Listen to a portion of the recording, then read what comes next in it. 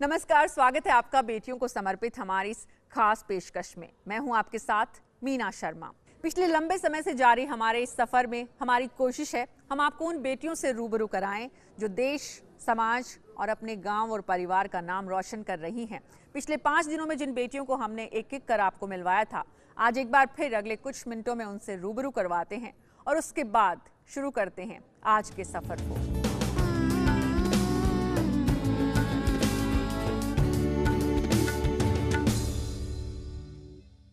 छोटी सी उम्र मगर कामयाबी पहाड़ों से भी ऊंची। जी हाँ, हम बात कर रहे हैं छत्तीसगढ़ की एक नन्ही सी बेटी की जो अभी 6 साल की भी नहीं है मगर 11 पहाड़ों के शिखर पर पहुंच चुकी है। इस बेटी का हौसला बने हैं इसके पिता, जिनका सपना है कि वो दुनिया के सबसे ऊंचे शिखर पर पहुंचे। यकीन मानिए, अब तक की कामयाबी तो यही कहती है कि ये छोटी सी बेटी ऐसा कर दिखाएगी। पहाड़ में चढ़ती है तो डर नहीं लगता? क्यों डर नहीं लगता? पापा है इसलिए। पापा का साथ है तो इस बेटी को बड़े से बड़े पहाड़ पर चढ़ने से डर नहीं लगता। छोटी सी एडवीना की ये बात आपके दिल को छू सकती है। और आगे आप कौन कौन से पहाड़ में चढ़ना चाहती हैं? माउंट रेस। पिता ने बचपन से बेटी को पहाड़ों के बारे में बताना शुरू किया तो बच्चे की जिज्ञासा बढ़ती गई। राम कुमार ने जब बेटी को पहाड़ों में ले जाने की सोची तो कई लोगों ने मना किया, मगर पिता की सोच के साथ एडवीना की जिद उसे महज 4 साल की उम्र में पहाड़ों पर ले गई। पिता समेत 6 लोगों की टीम के साथ एडवीना ने यहाँ के सबसे ऊंचे पर्वत गौरलाटा को 5 दिन में फतेह किया। यही नहीं, सरगुजा, बलरामपुर, बिलासपुर, कोरबा और रायगढ़ समेत 11 ऊंचे पहाड़ों की ऊंचाइयों को एडवीना के नन्हे कदम नाप चुके हैं। और अब बारी दुनिया के सबसे ऊंचे पर्वत की है। राम कुमार आदिवासी बाल आश्रम में काम करते हैं। खुद बाकायदा ट्रेनिंग लेकर कई पर्वत नाप चुके हैं, मगर बेटी के लिए रोल मॉडल बनाया बछेंद्री पाल को। इसीलिए सपना है कि एडवीना दुनिया में सबसे कम उम्र में माउंट एवरेस्ट फतेह करने वाली बेटी बने। बेटी की कामयाबी ही राम कुमार की जिंदगी का लक्ष्य है और इस लक्ष्य को पूरा करने के लिए ये नन्हे कदम बिना थके चलने को तैयार है। भविष्य के भारत का नया चेहरा बन रही ये बेटी देश का स्वाभिमान है और हमें इन पर अभिमान है।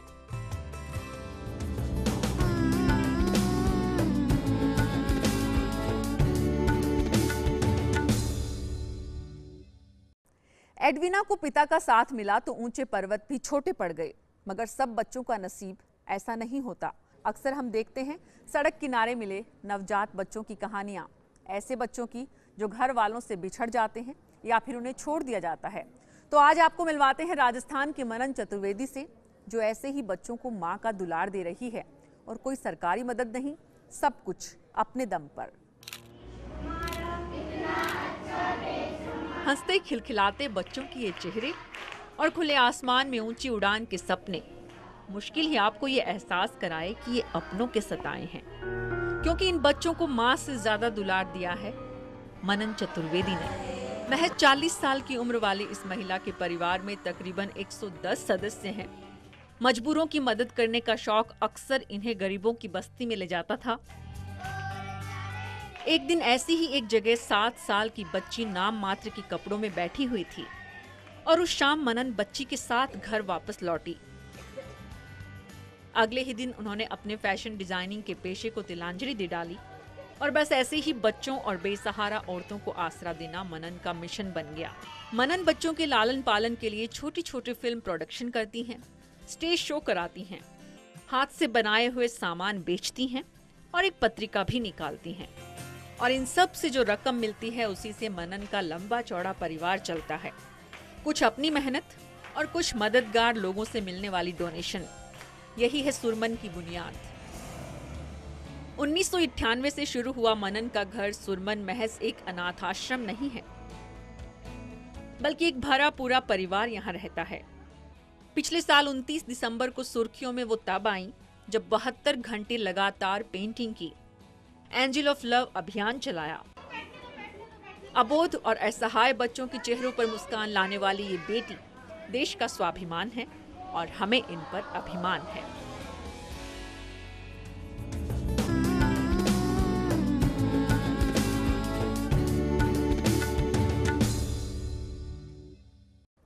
छत्तीसगढ़ की नन्ही सी एडवीना हो, जयपुर की मनन चतुर्वेदी या फिर नोएडा की रूमा और वृंदावन की लक्ष्मी, ये ऐसे नाम हैं जिन्हें पहचान की जरूरत नहीं है। हम तो बस जरिया हैं बेटियों के हौसले की कहानी आप तक पहुंचाने का। और सच भी है, बेटियों को थोड़ा सा साथ मिले तो जान लीजिए वो कुछ भी कर सकती हैं। देश के सबसे बड़े इम्तिहान सिविल सर्विसेज के नतीजे इस बात के गवाह हैं।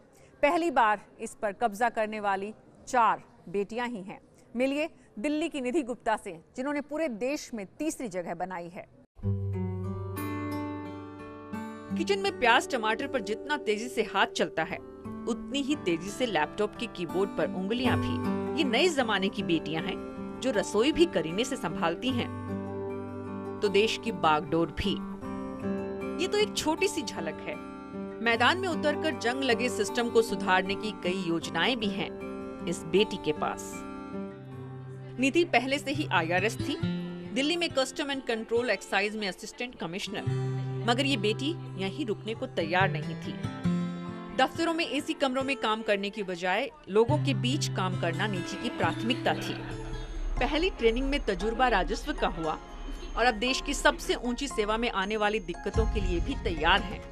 दिल्ली यूनिवर्सिटी से इंजीनियरिंग कर चुकी निधि ने 2009 से सिविल सर्विसेज की तैयारी शुरू की। 3 बार नाकामी मिली, मगर इरादा नहीं छोड़ा। पहले IRS बनी और फिर 2015 के नतीजों में तीसरी जगह बनाई है। IAS निधि मानती हैं कि बेटियों को बस अवसर और साधन मुहैया कराने की जरूरत है। निधि के पिता ग्रामीण विकास मंत्रालय के विभाग कापाच में डायरेक्टर हैं। दिल्ली की ये बेटी देश का स्वाभिमान है और हमें इन पर अभिमान है। दिल्ली की इस बेटी की ये सफलता दूसरी बेटियों के लिए मिसाल है, तो पूरे परिवार को इन पर फक्र भी है। इनकी कामयाबी से हमारे समाज को ज्यादा से ज्यादा फायदा मिले, इसलिए आज हमारे शो में हमने निधि गुप्ता को बुलाया है।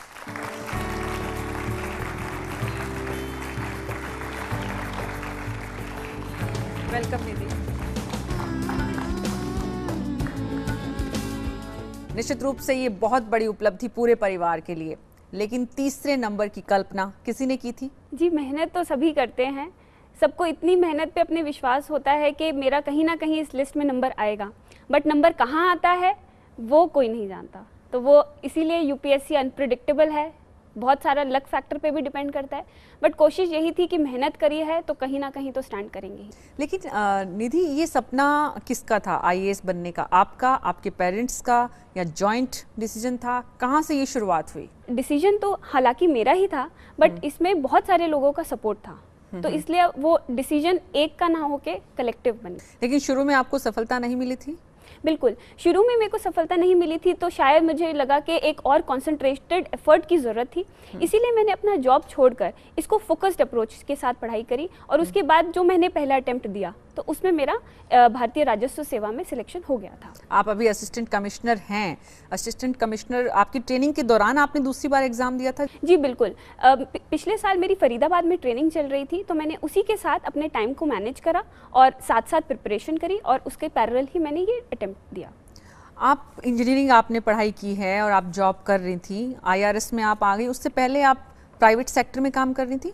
जी बिल्कुल। कॉलेज प्लेसमेंट मेरी अडोबे में हुई थी, जो कि नोएडा में है। वहाँ पे मैंने 2 साल काम करा। उसके बाद कहीं ना कहीं मुझे वो सेटिस्फैक्शन नहीं मिल रही थी, जो एक इंटरनल एक इंटरनल चीज़ होती है जो आपको किसी भी काम को करने के लिए प्रेरित करती है, तो वो कहीं ना कहीं मिसिंग थी। तो उस समय मैंने एक अपने मन को बनाया कि मेरे को शायद। लेकिन मल्टीनेशनल्स के इस दौर में आज प्राइवेट जॉब्स का इतना जब अट्रैक्शन है, उस वक्त आपने सिविल सर्विसेज की तरफ आने का रुझान क्यों हुआ आपका? मेरा अट्रैक्शन शायद उस प्राइवेट ज़िंदगी के साथ नहीं जुड़ा, तो इसलिए मेरे को लगा कि शायद ये मेरी वो जगह नहीं है, शायद मैं इसके लिए नहीं बनी हूँ। तब मेरा जो रुझान था फिर वो पब्लिक सेक्टर। वो सिविल सर्विस का रुतबा था जिसकी वजह से आपका रुझान इस तरफ आया? देखिए, जो रुतबा होता है वो आप किसी भी फील्ड में अचीव कर सकते हैं, be it sports, be it games, be it some engineering aspect, या बी इट सम बिजनेस। तो अगर हम रुतबे की बात करते हैं तो रुतबा हर एक चीज़ में होता है, बस आपको अपने टैलेंट को एक्सेल करना होता है। निधि, जब भी IAS टॉपर्स की लिस्ट निकलती हैं और शुरू के 5, 7, 10 जो नाम होते हैं, उनसे हमेशा ये पूछा जाता है कितनी पढ़ाई आपने की, कितनी मेहनत आपने की, कितनी इसके पीछे डेडिकेशन की ज़रूरत होती है। हमारे दर्शक जो आज आपको देख रहे हैं उनके भी जहन में ये सवाल ज़रूर है, क्योंकि सिविल सर्विस प्रतिष्ठा से जुड़ा हुआ भी है तो देश के युवाओं के सपनों से जुड़ा हुआ भी है। आपने कितनी मेहनत इसके पीछे झोंकी? देखिए, फर्स्ट ऑफ ऑल जैसे आपने बोला सपना, जब हम कोई सपना देखते हैं तो हम ये नहीं देखते हैं कि वो हम लोग कितने एफर्ट के साथ कर रहे हैं, हम बस ये देखते हैं हमने वो सपना अचीव करना है। अब उस सपने के लिए जो भी चाहिए, तन मन धन कर दो सब कुछ अर्पित। तो इसलिए कभी मैंने ये नहीं सोचा कि मेरे को इतने घंटे पढ़ना है या मुझे इतना काम करना ही करना है, बट मैंने ये ज़रूर देखा कि जितना मैंने डिसाइड करा, जितना मैं प्लान करती थी कि मेरे को आज इतना कंप्लीट कर देना है या इस वीक तक इतना सिलेबस हो जाना चाहिए, मतलब एक टाइमलाइन मैं हमेशा रखती थी। जैसे गवर्नमेंट में हम बोलते हैं एक सिटीजन चार्टर होता है कि आपको ये डेडलाइन दी गई है, आपको इतना काम तब तक कर लेना है। उसी तरीके से मैंने वही स्कीम अपने शेड्यूल में इम्प्लीमेंट करी। वो कौन कौन सी चीज़ें हैं जिनको सेक्रीफाइस करना होता है? युवा पीढ़ी जो देख रही है, जो सपने तो देखती हैं लेकिन उसके लिए प्रयास नहीं करती हैं, वो सेक्रीफाइस के लिए तैयार नहीं होती हैं, वो आप ज़रूर बताएं। देखिए, हम लोग अपने फ्रेंड्स के साथ बहुत टाइम स्पेंड करते हैं। मतलब मेरा तो ये हाल है कि क्योंकि मैं बातें बहुत करती हूँ तो बातों में कब टाइम बीत जाता है पता ही नहीं चलता है। मैं खेलती बहुत हूँ तो खेलने में 3, 4, 7 घंटे कहाँ गए कुछ नहीं पता। तो मैंने क्या करा, मैंने उनको पूरी ढंग से सेक्रीफाइस नहीं करा, मैंने उनको कम कर दिया। बातें जो करनी थी वो ओवर द डिनर टेबल कर ली। तो आपकी फैमिली में सबसे ज़्यादा सपोर्ट किसका रहा आपकी इस जर्नी में? मेरी फैमिली, जैसे आपने कहा, मेरी फैमिली का बहुत बड़ा सपोर्ट रहा। अब फैमिली में कौन, तो वो मैं कहना मेरे लिए बहुत मुश्किल होगा क्योंकि सबका बहुत सपोर्ट था, पापा का, मम्मी का, मेरे बड़े भाई का, मतलब सबने अपने अपने ढंग से मुझे सपोर्ट दिया। आपके पापा यहाँ पर हमारे साथ हैं, आप भी गवर्नमेंट सर्विस से जुड़े हुए हैं, आपका स्वागत है हमारे इस कार्यक्रम में। आईएएस की एग्जाम देने की निधि ने सोची थी सबसे पहली बार, तब आपको मालूम था, आपने सोचा था कि वो इस तरह से रिकॉर्ड बनाएगी देश में? 2012 में जब इसने फॉर्म भरा था तो 2013 में रिज़ल्ट निकला, आईआरएस में इसका रिज़ल्ट आया, ट्रेनिंग पर चली गई। उसके बाद इसने बीच में फॉर्म भर दिया, शायद घर वालों को बताया भी नहीं कि मैंने फॉर्म भरा है। जो 2014 में फॉर्म भरने के बाद जब पेपर देने का समय आया तो बोली कि मेरे तो पेपर हैं, मेरे को तो जाना है, यूपीएससी जाना है, कहाँ सेंटर पड़ा है। उसके बाद हम लोगों को मालूम पड़ा। उसके बाद मैंने कहा हो गया तेरा आईआरएस हो गया? नहीं पापा, अभी मेरे को लोगों से कनेक्ट होना है। आईआरएस सर्विस जो है वो शहरों में रहती है, मैं गांव के लोगों से कनेक्ट नहीं हो पाऊंगी, तो मेरे को थोड़ा और ब्रॉड एरिया चाहिए काम करने के लिए। तो उस समय बड़ी प्रसन्नता हुई। निधि गुप्ता के पिता को जितना भरोसा था, देश के सभी पिता अगर अपनी बेटियों पर उतना ही भरोसा करें तो निश्चित रूप से कई और निधि हमारे देश में सामने आएंगी। समझेंगे निधि से कि कैसे उन्होंने गांवों में जाने के लिए आईआरएस की प्रैक्टिस के दौरान भी, ट्रेनिंग के दौरान भी आईएएस बनने का सपना देखा। एक छोटे से ब्रेक के बाद।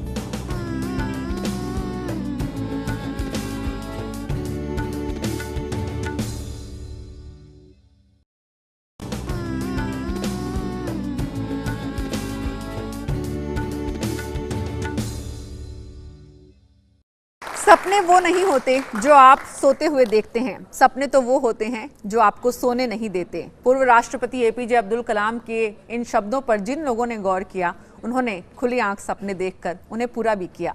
निधि गुप्ता भी उन्हीं में से एक है। निधि, आईआरएस में रहते हुए आईएएस का सपना आपने देखा, गाँवों में जाने का कारण कौन सी मिनिस्ट्री, कौन सा विभाग है जो आपकी प्राथमिकता है, जो आप सोचती हैं कि आपके उस सपने को पूरा करने में मददगार होगा? देखिए, हमारी गवर्नमेंट के बहुत सारे विभाग हैं और इसीलिए मैंने आईएएस चुना क्योंकि इसमें अपॉर्चुनिटीज़ बहुत है काम करने की। अगर हम विमेन एम्पावरमेंट की बात करें, अगर हम चाइल्ड वेलफेयर की बात करें, अगर हम एजुकेशन हेल्थ की बात करें या सैनिटेशन या ड्रिंकिंग वाटर की ही बात करें, तो बहुत सारे ऐसे विभाग हैं जैसे जिसमें अलग अलग स्तर पर हमें थोड़े चेंजेस लाने की ज़रूरत है। तो मेरा ये मानना है अगर इनमें से किसी भी विभाग में या इनके अलावा भी किसी भी विभाग में मुझे जाने का मौका मिला तो उसमें मैं कुछ ऐसी चीज़ कर जाऊंगी कि जिससे जो ये सिस्टम में जो डिलेज होती हैं, जो प्रोसीजर में इतने लंबे प्रोसीजर्स होते हैं, तो उनको थोड़ा सिंप्लीफाई करने की कोशिश करूंगी। जेंडर डिस्क्रिमिनेशन की जितनी बातें होती हैं, आप लोगों ने, आपने जिस माहौल में, आपको इतने अच्छे मम्मी पापा मिले कि आपको तो वो फ़र्क महसूस ही नहीं हुआ, तो फिर समानता की बातें आप करेंगी और इम्प्लीमेंट करेंगी तो कैसे? देखिए, पहली बात तो जब हम समानता की बात करते हैं तो हम कहीं ना कहीं ये उसके अंदर छुपा के बोल देते हैं कि विमेन अभी नीचे हैं और उनको मेन तक आना है। मतलब हम लोग ने एक अपर लिमिट सेट कर दी है मेन। हमारा ये उद्देश्य रहेगा कि विमेन जो कि अभी पीछे रह गई हैं किसी वजह से, कुछ हिस्टोरिकल रीजंस हैं, कुछ सोशल रीजंस की वजह से जहाँ पीछे रह गई हैं, उसको किसी ना किसी तरीके से हम इनिशियली उनका एम्पावरमेंट करें और उनको कहीं ना कहीं उस स्तर तक पहुंचा दें। क्योंकि हम अगर वुमेन की बात करते हैं तो वो सिर्फ एक वुमेन नहीं होती है, वो एक फैमिली होती है। निधि, यूपीएससी के इंटरव्यू में जब आप बोर्ड में जाते हैं, सामने आपके जो लोग बैठे होते हैं, उस इंटरव्यू में आपके साथ कौन से आपको सवाल पूछे गए थे जिनके जवाब देकर आपको लगा था, जिस बातचीत से आपको ऐसा महसूस हुआ कि आप इस एग्ज़ाम में इतनी ऊंची लिस्ट में, मतलब 3rd रैंक पे आने वाली हैं? एक क्वेश्चन जो मुझसे पूछा गया था, जो मुझे याद है और जिसका मैंने बहुत ही अच्छे ढंग से आंसर दिया था, वो मुझसे ये पूछा गया था कि वुमेन तो मैनेजमेंट की हाई सीट्स पे होती नहीं है, तो आपको क्या लगता है कि वो अगर उनको एडमिनिस्ट्रेटर बना दिया जाए तो क्या वो ऐसी पोस्ट को संभाल पाएंगी? तो उसका मैंने बहुत ही जेन्युइन आंसर दिया था। मैंने कहा, आप किसी भी घर गृहस्थी को देख लीजिए, एक छोटी सी यूनिट है इस सोसाइटी की, अगर उस घर को एक महिला अपने आप सबको साथ लिए सारे एस्पेक्ट्स ऑफ घर, B it budgeting, B it सब बच्चों का देखभाल रखना, बी इट हस्बैंड का देखभाल रखना, जब हर चीज़ को वो मैनेज कर सकती है बिना कोई शिकायत करे, और वो शिकायत का सोल्यूशन भी खुद ही निकाल लेती है, तो अगर वो ये कर सकती है तो आप उसको कहीं पे भी बिठा दीजिए। आप एडमिनिस्ट्रेटर क्या, उसको चांद पे भी चढ़ा दीजिए, वो क्यों नहीं कर सकती है? तो क्या रिएक्शन था आपके इंटरव्यू बोर्ड का? रिएक्शन खुश थे वो। मतलब एक तो जिस तरीके से मैंने दिया था तो उनको नहीं एक्सपेक्टेड था कि कोई ऐसा बोल्ड रिप्लाई आएगा, तो वो थोड़ा उनके लिए अनएक्सपेक्टेड था, उनके जेस्चर्स भी उसी तरीके से, बट उनको अच्छा लगा जब मैंने ऐसे उन्हें बोला। और बस फिर उसके बाद तो उस इंटरव्यू बोर्ड में कोई महिला भी थी? नहीं, उस इंटरव्यू में कोई महिला नहीं थी। और आपने उस चीज़ को भी पॉइंट आउट किया, उस क्वेश्चन को भी पॉइंट आउट किया कि इंटरव्यू बोर्ड में महिलाएं नहीं हैं, अगर वो बढ़ेंगी तो शायद कुछ? बिल्कुल, मैंने उनको यही बोला, अगर हम यूपीएससी मेंबर्स की ही बात ले लें तो कितनी महिलाएं हैं, या इस बोर्ड की बात ले लें तो आप एक अपॉर्चुनिटी तो दीजिए उनको, वो अवसर तो दीजिए, वो जगह तो दीजिए कि वो कुछ अपने आप को साबित कर पाएं। उनमें भी टैलेंट है, उनमें भी मेरिट है, बट उनको खुल के आने तो दीजिए। और मन की बातें निधि मेट्रो में भी कर लेती हैं, बस में भी कर लेती हैं, अपने दफ्तर में भी कर लेती हैं, जहां मौका मिले बात करने का, सामने वाला शुरू हो जाए, निधि चुप नहीं होती हैं। कहते हैं पढ़ने वालों को कम बोलना चाहिए, पर आईएएस की 3rd रैंकिंग लेने वाली निधि इतना बोलती हैं कि चुप करना मुश्किल होता है। क्यों, समझेंगे एक छोटे से ब्रेक के बाद। आप बने रहिएगा हमारे साथ।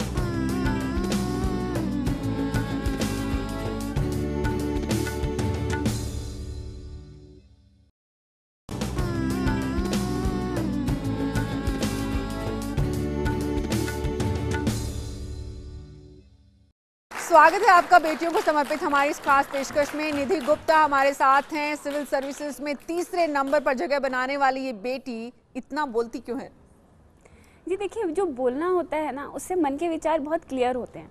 जो आप सोचते हैं तो आपके मन में बहुत सारे विचार आते हैं, और 1 सेकेंड आप ना सोचे तभी भी थॉट्स की फ्लडिंग हो जाती है। तो जब आप बोलते हैं तो मेरे को कहीं लगता है, मतलब in my personal, very personal opinion, जब आप बोलते हैं तो आपके मन के जो विचार होते हैं बहुत क्लियर हो जाते हैं। और आपकी इस पूरी जर्नी में आपकी मदर का बड़ा रोल बताते हैं निधि? बिल्कुल, मेरी मम्मी का बहुत इंपॉर्टेंट रोल है, क्योंकि मैं अपनी मम्मी के साथ ही ज़्यादा रही हूँ, क्योंकि पापा तो चले जाते थे ऑफिस, तो बस ट्रिप्स होती थी तो पापा के साथ लग जाते थे, बाकी तो टाइम मम्मी के साथ ही बीतता था। बहुत सारी ऑडियंस है जो आपसे समझेंगी कि मौका कब मिलने वाला है आपको। जी बताइए। मेरा क्वेश्चन ये है कि जैसे जो लोग मुद्दे सोचते हैं, जैसे कि महिला सुरक्षा हो गया, या जिस जगह के जो छोटे छोटे मुद्दे होते हैं, लेकिन जब वही लोग बड़ी पोस्ट पे चले जाते हैं तो कहीं ना कहीं उन मुद्दों को धीरे धीरे भूलते चले जाते हैं। तो आप किस तरह से इन मुद्दों को पूरा करेंगी? क्या आप भी ये मुद्दे भूल तो नहीं जाएंगी? देखिए, अभी तो मैंने 0 से ही स्टार्ट करा है, अब ऊपर जाके ऐसा ना हो ये तो मेरी कोशिश रहेगी। और अभी ऊपर ऐसा क्यों होता है उसका रीज़न तो मुझे नहीं मालूम, मगर मेरा ये मानना ज़रूर रहेगा कि जब तक भी मैं इस चीज़ में सक्षम हूँ कि मैं ऐसी चीज़ कर पाऊँ तो मैं ज़रूर करूँगी। Hello ma'am, my name is Juhi, और मैं ये पूछना चाहती हूँ कि अभी जैसे दिल्ली में ये चल रहा है कि कई लोग ये बोल रहे हैं कि हमें काम नहीं करने दिया जा रहा, और करप्शन इतना ज़्यादा बढ़ चुका है, तो ऐसे में आप कैसे काम करेंगी और क्या हम यूथ आपसे एज डीएम क्या एक्सपेक्टेशंस रख सकते हैं? देखिए, कोई भी चीज़ आप करने की ठानते हैं ना, तो आपको मुश्किलें अनेकों आती हैं। प्रिपरेशन के दौरान भी ना, मतलब I will take just my example, मेरे को भी काफ़ी परेशानियां आई। तो बिल्कुल आपने सही कहा, बहुत सारी चीज़ें आएंगी, बहुत परेशानियां आएंगी, अनेक अनेक टाइप के प्रॉब्लम्स को, अनेक अनेक अनफोर्सीन सिचुएशंस को आपको देखना पड़ेगा। मगर चैलेंज तो यही है ना कि आप एक अपने इनोवेटिव सोल्यूशन कैसे निकाल पाती हैं। निधि, थैंक यू वेरी मच यहाँ आने के लिए और इतनी खूबसूरत बातें हमारे साथ इतनी संजीदगी से साझा करने के लिए। हम उम्मीद करते हैं कि आने वाले दिनों में आपकी जहाँ भी पोस्टिंग होगी, आप देश के विकास में और देश की बेटियों की भागीदारी कैसे बढ़े इसको पुख्ता करने के लिए ज़रूर बेहतरीन काम करेंगी। हमारी बहुत बहुत शुभकामनाएं। और आपकी शान में मैं ज़रूर कहना चाहूँगी कि परेशानियों से भागना आसान होता है, हर मुश्किल ज़िंदगी में एक इम्तिहान होता है। हिम्मत हारने वाले को कुछ नहीं मिलता, निश्चित रूप से मुश्किलों से लड़ने वाले कदमों में ही जहां होता है। तो हमारी ये कोशिश इसी तरह से जारी रहेगी और इसी तरह से हौसलों को आगे बढ़ाने वाली बेटियों से हम आपको मिलवाते रहेंगे। अगले सप्ताह फिर मिलेंगे कुछ और नई कहानियों के साथ। तब तक दीजिए मुझे अनुमति। नमस्कार।